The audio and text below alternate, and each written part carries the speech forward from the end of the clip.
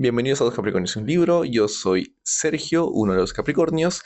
Y bueno, bienvenido a un podcast de literatura en el que conversamos sobre libros, literatura y también analizamos bueno, textos justamente literarios. Y en este episodio estoy con Edwin, que también es miembro del canal, miembro del podcast. Ahí di hola Edwin Sin.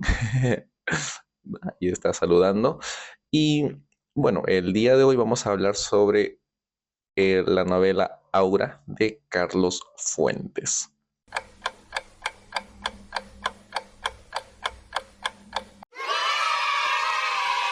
Y bueno, como ya es de conocimiento en el podcast, siempre hablamos un poco de la biografía brevemente de los autores para también poder empaparnos y conocer un poco de qué, o sea, quiénes eran, ¿no? Y en este caso tenemos o sea, quién es Carlos Fuentes, ¿no? Carlos Fuentes fue junto a Vargas Llosa, que bueno, se nos fue recientemente, a principios de este año, en abril, si mal no recuerdo, ¿no? Junto a Vargas Llosa, García Márquez, Cortázar, entre otros son de los más grandes exponentes de lo que se conoce el boom latinoamericano, ¿no? De los años finales de los 50, de los años 60, ¿no?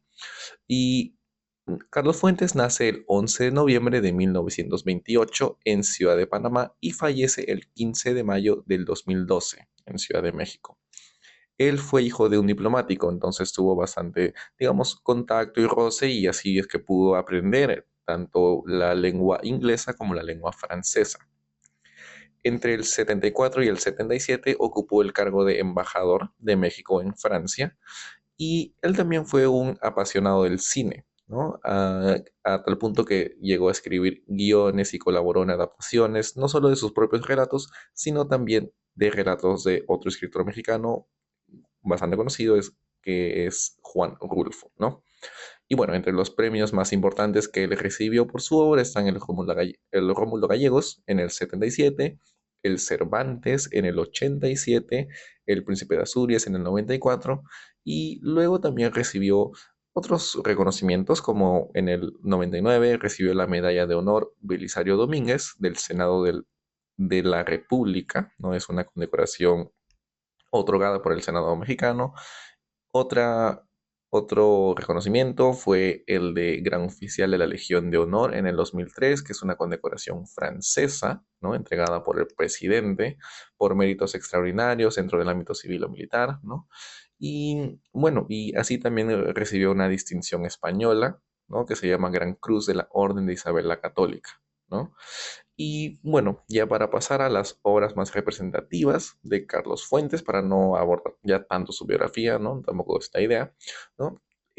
Sus novelas más representativas están La región más transparente, del año 1958, La muerte de Artemio Cruz, publicada en el 62, Terra Nostra, del 75, y Aura, que es la novela de la que vamos a hablar, una novela corta, del 62 también, ¿no? Y bueno, hay un dato peculiar que he encontrado que es sobre la narrativa de Carlos Fuentes, ¿no? Porque Carlos Fuentes, al mismo estilo de Balzac, que Balzac tenía su idea de la comedia humana y en el que agrupó todos sus, digamos, todos sus textos, ¿no? Fuentes también quería hacer algo parecido y él lo enmarca todas sus, o bueno, no todas, hay varias novelas, textos que quedan como que al margen de, ¿no? Pero intenta agrupar sus textos bajo el nombre de La Edad del Tiempo, ¿no? Y bueno, como digo, hay muchas novelas que quedan sin entrar a este grupo, ¿no? Y bueno, no sé si antes de pasar ya al resumen de la novela Aura, que es la que vamos a hablar con Edwin en este episodio, no sé si tienes algún detallito o algo de Carlos Fuentes que quieras compartir, Edwin, antes de entrar de lleno a la novela. Sí, buenas a todos primero. Respecto a la obra que vamos a comentar el día de hoy, Aura, realmente es algo complicado eh, pensar a Aura como parte del boom latinoamericano, ah, porque básicamente es una obra donde hay mucho elemento gótico, ¿no? Y acordémonos que el gótico es el periodo del romanticismo. Entonces, nos están sumergiendo básicamente en una atmósfera sobrenatural, ¿no? Y en un género que empieza a desarrollarse más o menos en Inglaterra, ¿no? Entonces, cuando pensamos en el boom, realmente estamos más acostumbrados a pensar, valga la redundancia, en la realidad latinoamericana, ¿no? Pensar, por ejemplo, en Macondo, de Cien años de soledad, ¿no? O en Comala, ¿no? Del caso de México, ¿no? Que es esta ciudad ficticia, ¿no? Inventada por Juan Rulfo. Sin embargo, yo pienso que Aura puede ser pensada como parte del boom latinoamericano por su innovación en cuanto a técnicas narrativas, ¿no? Por ejemplo, tenemos el tratamiento del tiempo, que es clave, y sí, claro, el tratamiento del tiempo respecto a cómo se confunde el pasado y el presente. No tanto estas narraciones no lineales típicas del boom, ¿no? Que Pedro Páramo, ¿no? Por ejemplo, sino más que todo en los personajes, ¿no? Que hay personajes que están en su tiempo de juventud y otros en la adultez. Y al final vamos a ver que esos personajes un poco como que se entremezclan, ¿no? Y bueno, además de eso, tenemos el narrador en segunda persona que ya, eso ya la hace vanguardista, ¿no? Sí, de hecho, ¿no? Y claro, lo que mencionas es que el tiempo, como decíamos, era, bueno, digo decíamos porque conversábamos antes también con Erwin, ¿no? Antes de grabar, que claro, el tiempo era un tema bastante importante en la narrativa de Fuentes, ¿no? Y justamente también de ahí se puede entender por qué el título con el cual intenta aglomerar todas sus obras, ¿no? La Edad del Tiempo, por ejemplo, ¿no? Y, y sí, el tema de la segunda persona también es bastante peculiar en la narrativa del boom latinoamericano, ¿no? Y bueno, ya, si no, antes de pasar a analizar ese detalle, porque sí me parece bastante interesante, ¿no? Quizás quiero compartir un resumen más o menos de ahora de la novela, sin dar tantos spoilers hasta ahora, ¿no? Y ya luego después analizamos, desmenuzamos todo y ya ahí soltamos todo el chisme, ¿no? Y bueno, entonces el resumen de ahora sería, es una novela gótica, justamente, narrada en segunda persona que nos cuenta la historia de Felipe Montero, ¿no? Este personaje obtiene un trabajo que consiste en traducir y editar las memorias póstumas de un general francés. La señora Consuelo es la viuda del general y es quien lo contrata para este trabajo. La condición es que mientras Felipe se encuentra trabajando en el texto, él tiene que quedarse en casa de la anciana. Allí, Felipe conoce a Aura, la sobrina de la señora, y a medida que avanza la historia, Felipe nota sucesos extraños en la casa y se va dando cuenta de que Aura y la señora Consuelo guardan quizás una relación un poco más profunda y distinta de lo que parecía en un primer momento, ¿no? Y bueno, hasta ahí el resumen. Y ahora el análisis. Quizás, claro, como ya decía Serwin, creo que podríamos empezar, creo yo, con lo que el detalle más resaltante, creo que de la novela, ¿no? Que es el protagonista en segunda persona, ¿no? O bueno, no sé si el protagonista, pero el narrador en segunda persona, por lo menos, ¿no?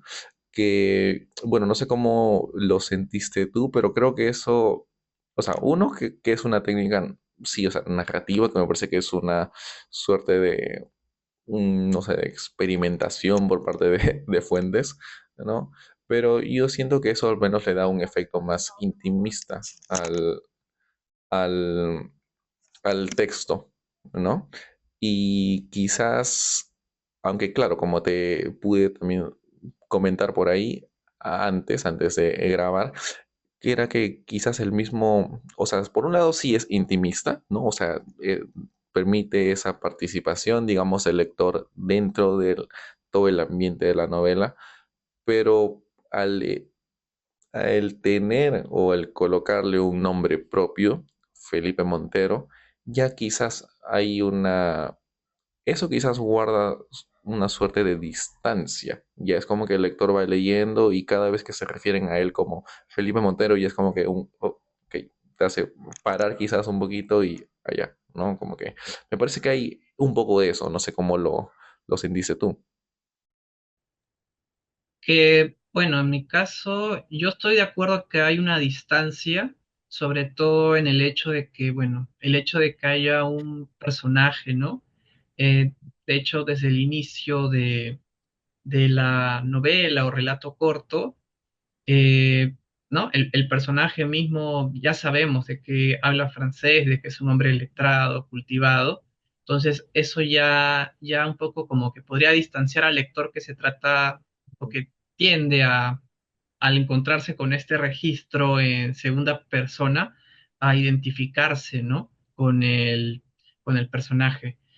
Sin embargo, en mi caso, yo sí me he enfocado más o tengo la sensación de que esa involucración, ¿no? Que el hecho de que esté escrito en segunda persona, que no es bastante común, hace ya que el lector se implique.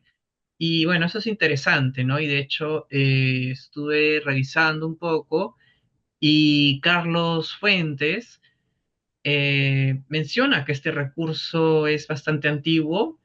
Por ejemplo, tenemos el caso típico del pintor Diego Velázquez, ¿no? Que en este famoso cuadro que quizá en algún momento, ¿no? Lo mencionemos en algún reel para dar un poco más de contexto. Ujú, Está, ¿no? Este tema de la involucración, ¿no? En este caso, del espectador. Si ustedes revisan las meninas, están los personajes observándonos a nosotros. Es bastante interesante y también está el mismo pintor en la obra. Entonces, eso es toda una cuestión para tomar en cuenta, ¿no? Entonces, un poco lo que hace Velázquez en la pintura, también un poco Fuentes lo está replicando en el caso de Aura y los personajes, ¿no? Los personajes del cuadro nos observan en las meninas ujú. y en la novela el personaje principal, Felipe, bueno,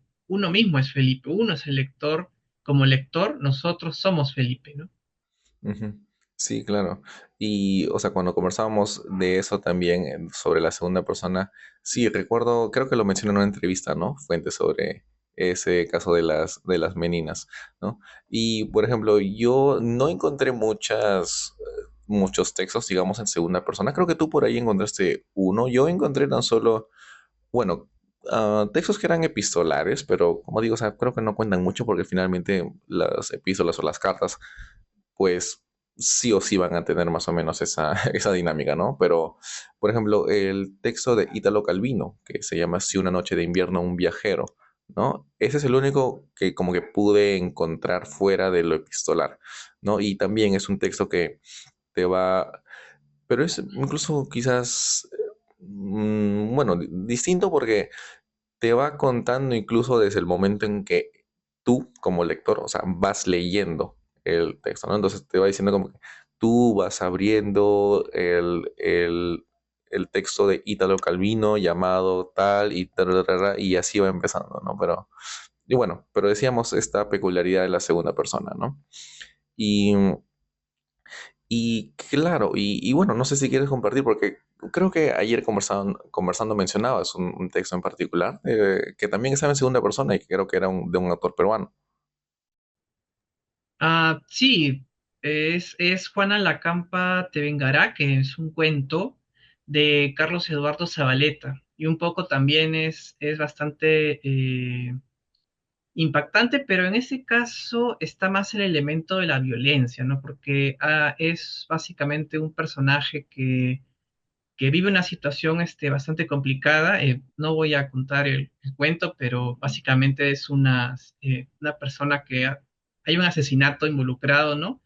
Y el personaje pues está un poco contando la historia de esta persona, ¿no? Pero también hay otro tono, ¿no? En cambio, en el caso de Aura, yo pienso que hay también un elemento irónico, ¿no? Porque, digamos, Felipe se siente distanciado digamos, de esta situación, porque él es básicamente alguien que han contratado, ¿no? Que llega hasta calle Donceles, que no conoce Mm. mucho, ¿no? Y que de hecho en una parte dice que Consuelo es una anciana loca y senil, ¿no? Pero si nos ponemos a pensar quien realmente no recuerda su pasado es él, ¿no? Porque al final sabemos que él es pues el personaje, ¿no? Que el esposo de Consuelo, ¿no? Ujú. Entonces, él ha olvidado su propia identidad y eso es irónico, ¿no?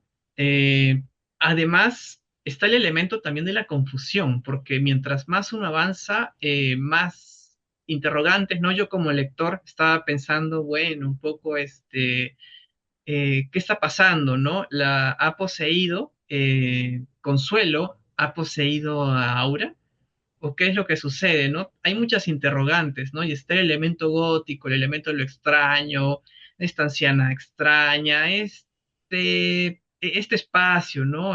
Donde hay luces, hay un juego, todo un elemento juego con las luces, hay una muñeca, hay muchos elementos y eso hace un poco como que te confundas y yo pienso que esa confusión es clave porque en el caso de Felipe, él ha olvidado, ¿no? Él no conoce su historia hasta el final, sabemos hasta el final, nosotros como lectores y al mismo Felipe descubrimos pues que él tiene otra identidad, ¿no?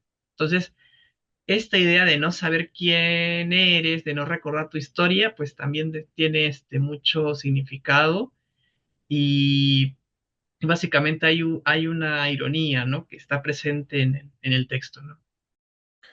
Bueno, eso sí es interesante lo que mencionas porque, o sea, por ejemplo, ahorita que estás mencionando la parte de la identidad, ¿no? Cómo ha olvidado su identidad y quizás, y bueno, antes mencionabas el tema del tiempo también, ¿no? Porque, o sea, también podría establecerse un paralelismo. Claro que no es exactamente como que igual, pero podría, o sea, ser, o sea, como podría haber una similitud en el sentido de que, como decíamos antes, el tema del tiempo, al menos en fuentes, sí es algo recurrente, ¿no? Pero suele ser, al menos hasta donde yo sé, porque tampoco es que sea un experto en fuentes, ¿no? Pero hasta donde yo sé, suele, digamos, ir hacia la parte de la etapa como que colonial, ¿no? Como que esta tensión, este conflicto entre, o en su caso, pues, ¿no? México también fue una conquista, fueron conquistados, ¿no? Conquista española, por ejemplo, ¿no? Por ejemplo, lo veíamos, me parece que eso se ve en Terra Nostra, en la región más transparente, pero también en un texto que mencionábamos en una conversación previa, ¿no? Con Edwin, que era por ejemplo, el mismo Chuck Moll, ¿no? Es un cuentito que, bueno, en la carrera nos hacen, nos hacen leer y la verdad me gustó bastante a mí también, pero es como que el pasado, pero como ese pasado originario mexicano, digamos, ¿no? Como de esas culturas, digamos, prehispánicas, ¿no? Como que vuelve, ¿no?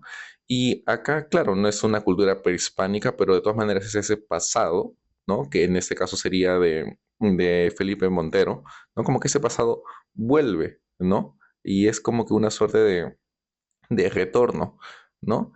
Y creo que por ahí también podría haber esa, o sea, hacía esa similitud, ¿no? A pesar de que no hay como que no se retrotrae tanto hasta el pasado, digamos, o sea, prehispánico ni nada de eso, pero igual hay una suerte de pasado y presente, digamos, conviviendo en un mismo lugar, en un mismo espacio, ¿no? Porque también, o sea, creo que eso es un detalle en realidad, creo que también de suma importancia y relevancia en la novela, ¿no? Porque, o sea, eso creo que está en todos lados y desde el inicio, ¿no? Que él puede llegar a o ni siquiera llegar a la casa, sino antes de que llegue a la casa, él empieza leyendo el anuncio, ¿no? El anuncio del trabajo, ¿no? Y cuando dice que, ya, tiene que acercarse a tal dirección, ¿no? Él piensa para sus adentros, oye, pero no sabía que todavía vivía gente en esa parte de la ciudad, ¿no? Como que ese mismo pensamiento es como que, pucha, o sea, era tan antiguo ese lugar de la ciudad que, bueno, no, la verdad yo pensé que ya estaba como que abandonado, ¿no? Entonces hay ese matiz y luego cuando él se acerca ya a la casa, ¿no? Y va caminando por esas calles, él ve que en esa parte de la ciudad, en la Ciudad de México, porque está ambientada en Ciudad de México, puede ver en los, digamos, en las, ¿cómo se dicen? Las placas, no sé, o sea, donde están escritas las calles, pues, ¿no? Ah, o sea, se puede ver tal cual un palimpsesto, ¿no? Que por debajo está casi ya borroso direcciones antiguas, anteriores, ¿no? Mientras que las nuevas están por encima, pintadas, digamos, de manera más clara, ¿no? Pero de todas maneras se puede ver que, oye, antes era otro número, era otra calle, ¿no? Entonces, eso también nos da cierto, o sea, cierta idea de que acá están conviviendo dos tiempos, ¿no? Y ya luego es, incluso luego es más simbólico, ¿no? Cuando ya está a punto de entrar a la casa, él como que, y se dice, ¿no? Como que él voltea a ver y es como que si estuviese diciendo, despidiéndose, ¿no? Como que del resto del mundo, ¿no? Y entra y ya está todo oscuro y qué sé yo, ¿no? Pero sí, o sea, creo que es un tema bastante particular eso que mencionas del tiempo, ¿no? Sí, lo que mencionas es clave y de hecho si me dejas un momento para leer una cita de Buñuel, porque yo he leído que Carlos Fuentes se inspira un poco en un comentario que hizo mientras estaba conversando con Buñuel, ¿no? Y es este, ¿no? Y si al cruzar un umbral pudiésemos recuperar de un golpe la juventud, ser viejos de un lado de la puerta y jóvenes de nuevo apenas la cruzamos, ese umbral en Aura es la calle Donceles, porque tú ingresas a la casa y es como un viaje al pasado, básicamente, pero no al pasado mítico mesoamericano, al que estamos acostumbrados, Ujú, un poco en Cortázar, quizá en algunos cuentos, ¿no? O en el caso mismo de Fuentes, ¿no? Que toca mucho este tema, sino en el tema de la juventud, ¿no? Y de hecho es bien interesante este punto, porque yo estuve leyendo también que Fuentes se inspira permítame un poco comentar esto, ¿no? Es interesantísimo respecto a cómo Fuentes en un momento, en una tarde de París, ¿no? Ve cruzar a una joven, digamos, en un salón, en una recámara, y queda impactado porque hay como un juego de espejos, la luz de la tarde, primero tenue, filtrada por las nubes, ¿no? Y más o menos ve en un reflejo que una joven, el espejo más o menos, ¿no? Los espejos que deforman, ¿no? Que tanto agradaban un poco a Borges, ¿no? Que explotaba un poco este tópico claro. del espejo, ¿no? Y que Fuentes también comenta, ¿no? Pues que el espejo le parece algo ominoso, algo perturbador, ¿no?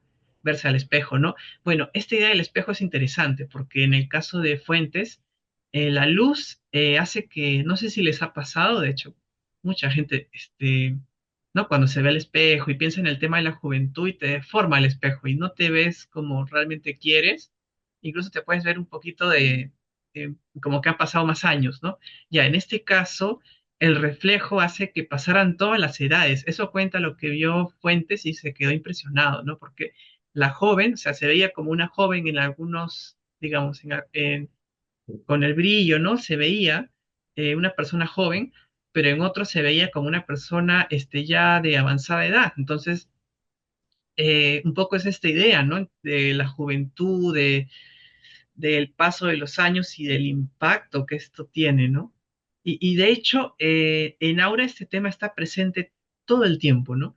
Tienes yo me acuerdo de una escena en la que escribe Fuentes Ujú, la habitación. Básicamente la habitación de Consuelo está descrita como una escena de un lecho de muerte. Su cama es básicamente este lecho y la escenografía es la típica de un velorio, ¿no? Que muestra esa pérdida de la juventud, de la vitalidad perdida de la dueña. Porque está, por ejemplo, estas veladoras, que básicamente lo busqué en Google, porque yo no conocía básicamente este uso del término, que es más propio de México, de unas piecitas de cera para alumbrar, básicamente velitas, ¿no? ujú, También menciona pues estos corazones de plata, reliquias u objetos devocionales típicos de luto. Y este brillo intermitente, o sea, te da la sensación de que es esta habitación completamente oscura, este ambiente fúnebre, ¿no? Y la cama como el descanso eterno, básicamente, ¿no? Entonces, en verdad realmente está este tema muy presente, o sea, de consuelo, el mismo nombre, ¿no? Un poco alude a eso. Eh, la coneja, ¿no? Habrán visto Mm. el caso de Saga, ¿no? Que es, es como un símbolo, es la coneja, este animal que está en la novela, ¿no? Que tiene una carga simbólica en la cultura, ¿no? Como un símbolo de fecundidad y de renacimiento, de renovación. O sea, Consuelo quiere renovar su vitalidad de juventud, ¿no? Y también está el color verde, ¿no? Que es Sí. básicamente el símbolo que más me encanta, ¿no? Porque tiene que ver con el paganismo, con la brujería, con las hierbas, los ojos verdes de Aura, el vestido de Aura. Representa pues lo femenino, la esperanza, eh, eh, claro, Consuelo como una bruja que quiere recuperar su pasado, básicamente con pociones, con brebajes, ¿no? Y también está esta idea interesante de las hierbas consolantes, porque las hierbas también son capaces de aliviar, de adormecer, de calmar, ¿no? Eh, Consuelo representa esa sabiduría, sabiduría femenina, ¿no? Como una sacerdotisa que básicamente quiere, pues, a través de las hierbas, pues, eh, eh, eh, luchar, pues, contra el paso del tiempo, que es prácticamente algo imposible, ¿no? Y que es un tema que, como digo, está en fuentes muy presente. Y sí, o sea, lo que comentabas es, o sea, yo sí también creo que es bastante pertinente porque, y claro, es algo, un detalle que, o sea, no me había percatado, ¿no? De la coneja saga, porque, o sea, sí se ve, tiene presencia, ¿no? O sea, claro, no es obviamente un personaje principal, claro está, pero, o sea, en varias instancias como que aparece, ¿no? Y claro, el tema de la fertilidad, por ejemplo, sí es interesante, o sea, lo que puede representar esta coneja, porque me parece, o sea, yo no recuerdo exactamente la cita, pero me parece que en un momento en las memorias del esposo del general Llorente, ¿no? Está, o sea, hace mención, como que a Consuelo no puede tener hijos, o como que hay una suerte de infertilidad. No, ya no me acuerdo si era por parte de ella o por parte del general, pero la cosa es que juntos no podían tener hijos, ¿no? Eso por un lado. Y por otro lado, si mal no recuerdo, creo que sí, ¿no? Si encuentro la cita, lo voy a colocar en la pantalla. Y por otro lado está justamente esa suerte de obsesión porque se intente casi como que congelar el tiempo, ¿no? O sea, como que se intenta o hay una ansiedad por el paso del tiempo, ¿no? O sea, se intenta que eso no pase, ¿no? Pero ahí podemos ver tanto que, claro, quizás Consuelo lo vemos en el tema no solo de su esposo, ¿no? Que casi lo trae de vuelta porque finalmente Felipe es como que traído hacia ella, ¿no? O es atraído, ¿no? Hacia ella y vemos que finalmente, o bueno, quizás eso puede ser un poco confuso, ¿no? Pero creo que bueno, por lo que decías, creo que ambos lo entendemos como que, Felipe finalmente resulta ser también, no sé, como una suerte de reencarnación o cómo se podría entender, pero hay como que una suerte de desdoblamiento de este general, ¿no? Y también en Felipe, ¿no? Es como que comparten esa identidad y, o sea, eso por un lado, ¿no? Que no, como que quiere traer nuevamente a su esposo, pero por ella misma también, ¿no? O sea, quiere mantener su juventud y quiere mantener su belleza, digamos, ¿no? Y, y esta ansiedad en realidad es, o sea, es bastante antigua, creo yo, porque siempre se está, porque creo, si mal no recuerdo, creo que incluso desde la Edad Media se habla, ¿no? Porque, claro, la muerte era, y se asociaba justamente a lo viejo, digamos, ¿no? A lo decadente, ¿no? Justamente por eso, por la proximidad o con el vínculo con la muerte, ¿no? Mientras la juventud era, estoy escupiendo mucho creo, mientras la juventud era justamente esa etapa en la que todo, o sea, parecía o parecería florecer y parecería ser no sé, digamos, el periodo más productivo, que el más positivo, digamos, en la vida de una persona y en eso también se obsesiona Consuelo, ¿no? Y sin ir muy lejos, también eso lo vemos actualmente, ¿no? O sea, de lo contrario, no existiría Hollywood, ¿no? Porque vemos a todas las actrices, aunque bueno, eso también, más actrices, quizás más actrices o cantantes, quizás mujeres que se hacen ese tipo de procedimientos. ¿Por qué? Porque también están con ese lío, digamos, del paso del tiempo, ¿no? Y acá también está un detalle que, bueno, eso quizás lo pude mencionar, pero creo que no pudimos conversar mucho sobre eso, que, o sea, creo que la dinámica también entre podría ser, ¿por qué no? O sea, un poquito entre varón y mujer, ¿no? Porque quizás la perspectiva en la que nos metemos o sea, al ser en segunda persona y estar hablándole a Felipe y la focalización estar, me parece que en Felipe, ¿no? Es una quizás perspectiva un poco más masculina, digamos, mientras que Consuelo es como que esa parte femenina, ¿no? ¿Y qué vemos en Consuelo? Vemos, o sea, justamente quizás esa, no solo obsesión por su juventud y qué sé yo, pero sino también esos elementos asociados con la brujería y qué sé yo, y casi al final termina siendo como que no sé si decir como que lo abyecto, qué sé yo, pero ese ideal que finalmente se rompe, ¿no? Digamos que ideal sería Felipe idealizando a Aura, pero finalmente dándose cuenta de que esa imagen o ese ideal que ha tenido sobre Aura se resquebraja cuando se da cuenta de que finalmente Aura y Consuelo son la misma persona, ¿no? Y bueno, lo traigo a colación porque bueno, quizás hasta unas cuantas décadas, la mujer quizás no tenía mucha agencia y también está la figura del amante y la amada, ¿no? Usualmente en esas dinámicas es que el hombre es como que persigue a la mujer, ¿no? Y es él quien se enamora y como que tiene que engatusarla, bueno, hacer como que enamorarla, ¿no? Y, y pues al hacer eso es como que colocar a la mujer como justamente en un pedestal y a veces se suele o se puede caer en esta como que cosificación en el sentido de que finalmente la mujer tan solo tiene como que esa belleza que, que proporcionar o que brindar, ¿no?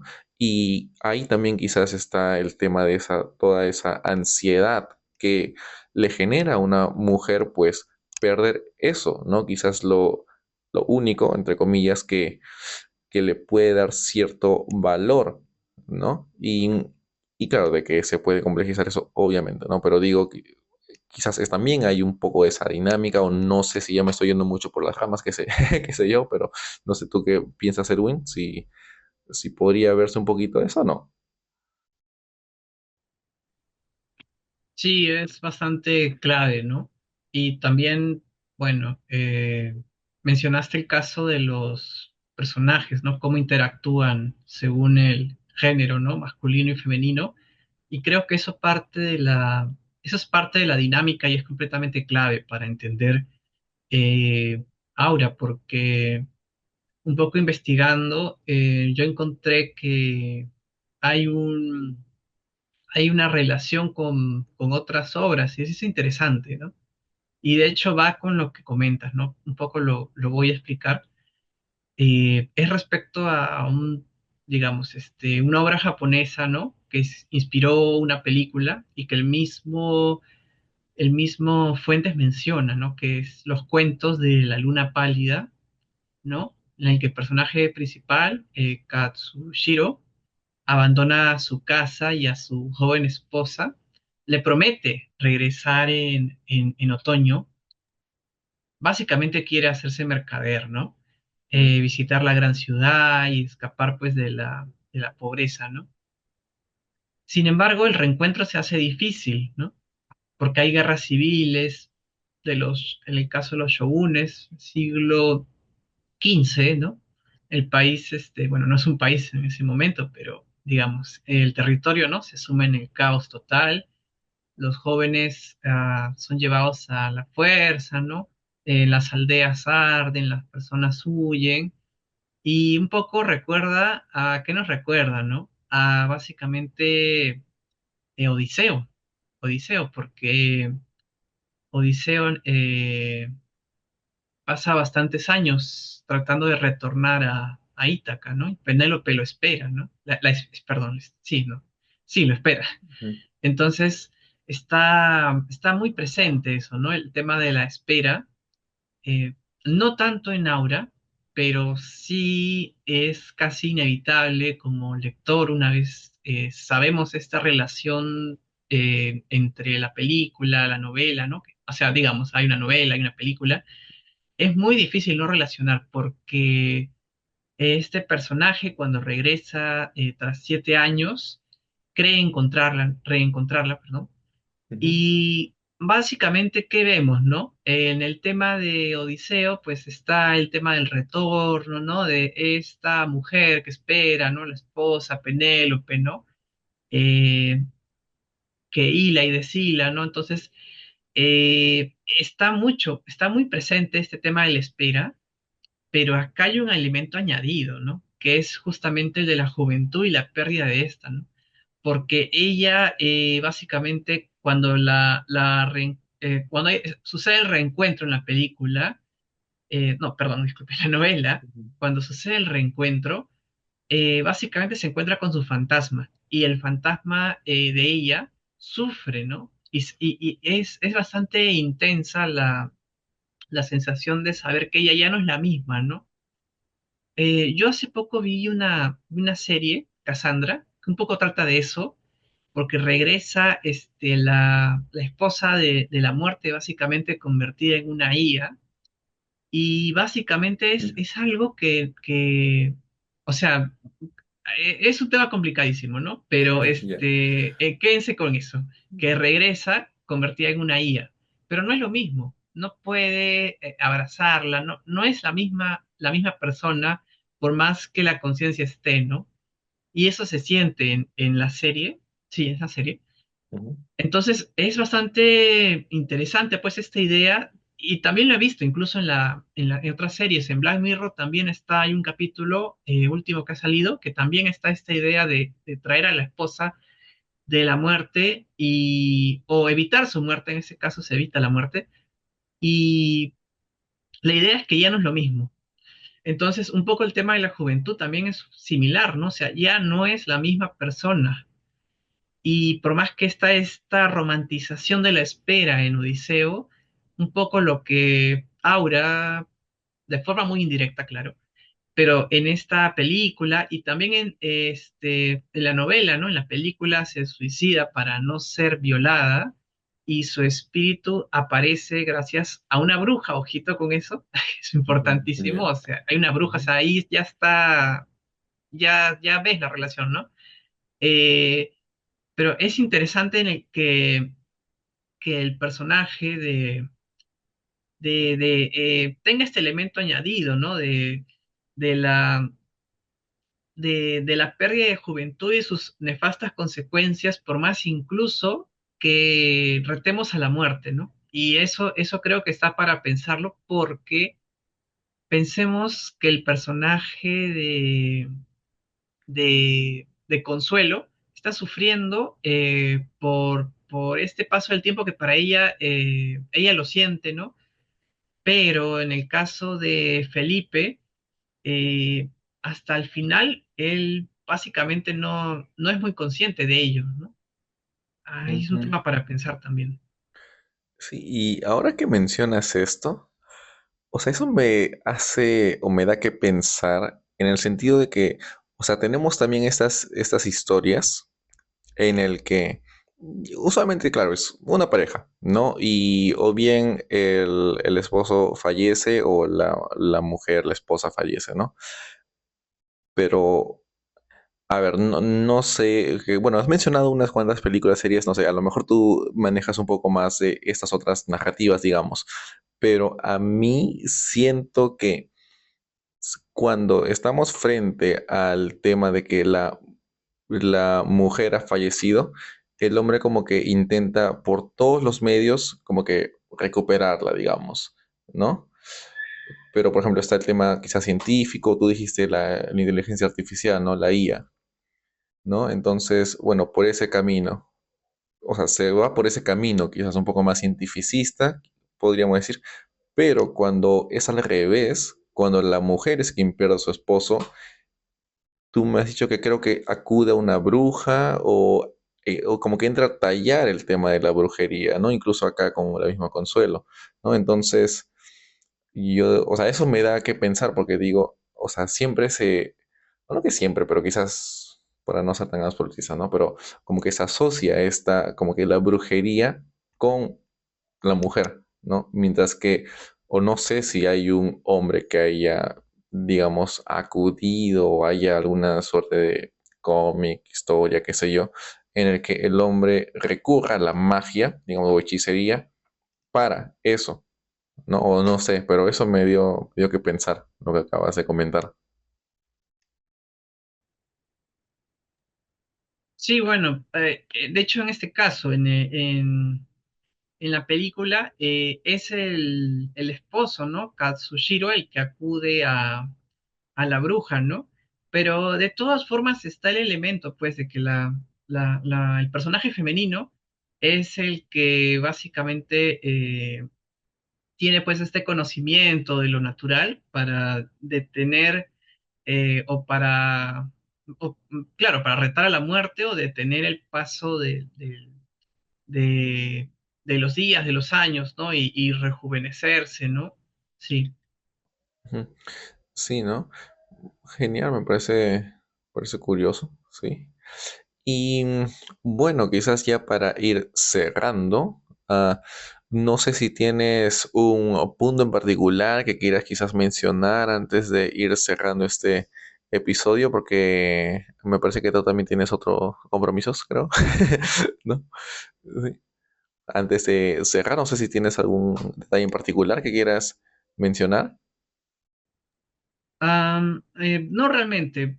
Podríamos decir, no, bueno, que vean la película, ¿no? Sobre los cuentos de la luna pálida, ¿no? Que puede ayudarles a complementar un poco la obra de Fuentes, ¿no? Y que, bueno, también se aproximen a la obra de Fuentes porque es muy interesante todo lo que escribe, si les interesa el tema del paso del tiempo. La muerte de Artemio Cruz un poco también toca eso. Narra la vida básicamente de alguien que está a punto de morir, ¿no? Y uno rememora sus días, ¿no? Tiene mucho esto Fuentes, así que si a ustedes les gusta este tipo de temas, pueden leer a Fuentes, ¿no? Les va a encantar, es un autor que no tiene pérdida, ¿no? Perfecto, ¿no?